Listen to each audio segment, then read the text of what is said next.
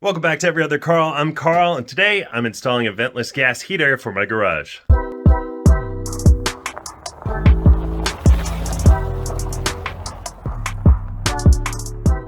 All right, here's the gas heater I'm installing. It's the Dyna-Glo ventless gas heater, and I'm going to be putting it right on this wall. If you don't have any experience with plumbing, I would suggest getting a plumber to do this. I did have a plumber install this main gas line. I had to get that installed into the house anyway. And this is the first natural gas appliance that I'm installing. But from the main line, the plumbing is actually very simple. I have, this is 1/2-inch black pipe coming down. I got a shutoff valve into this T-joint. Then there's a sediment trap, which has to be at least 3 inches. So this T-joint brings my 1/2-inch pipe over to an elbow, which comes into the flexible pipe that's gonna go to the heater. All of these pieces of black pipe were pre-cut at Home Depot, and I'm just connecting them using pipe dope. The inspector, when he came to check this pipe up here, he told me when I install the heater, he wants to see a piece of drywall behind it. I'm not entirely sure why he wanted to see that, but I'm gonna follow his orders, put a piece of drywall in there. I'm still not exactly sure why the drywall was needed. If you know, please leave it in the comments. All right, I put a little black spray paint on it so that the drywall will be a little bit hidden when I put the heater up. Now I'm just going to hang the hanger right on those 2 studs, and then I can hang the heater from this. All right, the hanger is up. It's nice and level. Down here, there's these little spacers that you put on the bottom if you're going to be hanging on the wall. You don't put them on if you're going to be standing it on its legs. Now I'm going to install the igniter battery. Just unscrew this cap and install the battery right in there. Now I'm going to make sure it's ready for natural gas instead of propane. So I'm going to remove this little cap here. Now I can push the selector knob in and turn it to natural gas. Once it's turned all the way, it pops back out. And it can't be turned back to propane unless you push it in. That means it's locked. And I'll just go ahead and put that cap back on. And then on the bottom here, there's 2 inlets, one for propane, one for natural gas. We're going to be using the natural gas one. So I have to remove this plug. And then for the propane, just make sure that the plug stays in there. And I'm not going to unscrew it at all.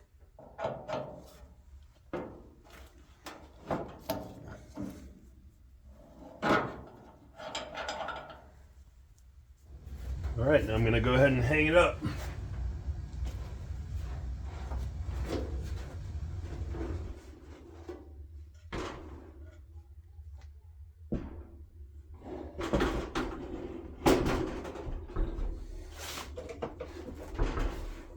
All right, so this is pretty much up and in place, but I've decided I actually want to move it down about 1 foot. The instructions say it's supposed to be 3 feet from the ceiling, and I want to follow that pretty closely, especially since I'm getting this inspected, so I'm going to move it down. And just to note, this valve is off. Also, there is no gas in the pipe at the moment. I haven't turned on the valve at the main yet. Do that once the inspector takes a look. I'm happy I lowered this at this point since it makes it much easier to reach the lighter switch and the thermostat. Because I lowered the heater, I had to add 2 feet of black pipe. I then added a coupler and the flex hose. The flex hose does not come with the heater, you have to buy that separately. All right, so I just added that additional black pipe. It's just 2 feet down to here, joined it into my flex pipe. That comes down, and I added a valve down at the bottom there as well. Just have an extra shut off, and that's it for the inside. So when you're connecting the flexible gas line, you put Teflon tape at the top part of the safety valve, but down here this is a compression fitting. This one doesn't get any tape underneath there. You just make sure that the flange is seated nice and then tighten down this nut. Same thing down here. This is a compression fitting, and up here you can put Teflon tape. This is the yellow gas Teflon tape. It's a little bit thicker, a little bit stronger than the regular white Teflon tape. All right, the final inspection happened and the whole thing passed. One thing to note, if you've never done this before, that size of a pipe, it's a really big pipe, it's gonna take a long time for that to fill up with gas. So if this is the only unit you're putting on your gas line, the first one, you're going to have to bleed the air out of the system for a while before it'll actually start. That's just something that I had to deal with there. But in any case, I'll show you the starting process here. Just right over here, you turn it to pilot, press that down for a little bit. You'll hear the gas coming through right down at the bottom there. And then you can hit this starter button. Just like that. Keep holding the pilot for a minute. And then you can let the pilot go. And then turn it to the setting that you want. And your whole flame is going to come on. You've got 5 levels of heat settings here. Turn it all the way up to 5 if you want, and the flame will get bigger and hotter. Or you can turn it down nice and low. And then if you want to turn it off, you just turn it to off. Just like that.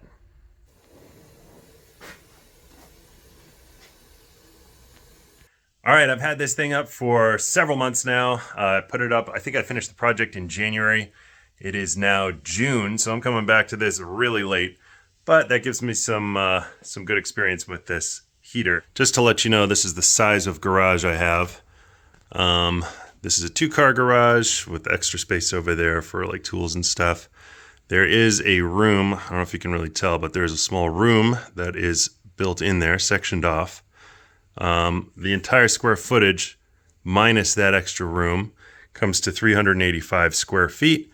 My ceiling at the top of the vault, at the top of the eave there, is 12 feet. And I'll tell you that it never gets the whole place really hot, but it makes this garage way more usable in the winter. Consistently, if I had like 25-degree days out there, I could turn that thing on and it would come up to mid-40s, maybe even 50s, which is completely usable. If you just have a sweater on, you're working on the car, you're working on some project in here, 50, 55 degrees. I mean, that's like if I had the doors closed and I kept it on for a while, but generally upper 40s, lower 50s, perfectly workable temperature, as opposed to 28 degrees in here. That is a temperature that you can't really do anything in. So I'm very happy with this. I think it's good enough for my purposes in here. If you wanted to turn this into like a toasty space, you're going to need more than that. But for what I'm using, it's been great. One thing I will add is sometimes I would put a fan in front of it just to blow the air around the room. It does give off a smell, so the room will kind of smell, I guess smoky is the word for it. Your clothes will smell a little bit smoky. But for a garage, that's totally fine. And the smell kind of dissipates after a couple hours. It's not going to like linger in the wood or in boxes or something like that. It's just kind of when it's running, it smells. Sometimes, because this is so big, I never had a problem with it, but I could see if it was a bit of a smaller room, you would want to have like a window cracked open or something like that. If you're not an experienced plumber, this is not so hard to set up, especially if you have a T set up in your main line. You could just, pipe off to this thing very easily. 1/2-inch black pipe with some fittings, some pipe dope, a few little connections, have some gas Teflon tape. Not that hard to set up. If you don't have like a T set up there, I would probably recommend getting a plumber out here to set up at least that first junction, because you don't want to have a gas leak. You don't want to be breathing that in or cause a fire or anything like that. Gas can be dangerous. But it is something that you can do yourself if you have some experience with plumbing. But that's pretty much going to be it for the video. If you have a question or comment, go ahead and leave that in the comment section below. Please subscribe. Got a lot more content coming your way. If you like the video, like the video. And until next time, I'm Everett the Carl, and I'll see ya.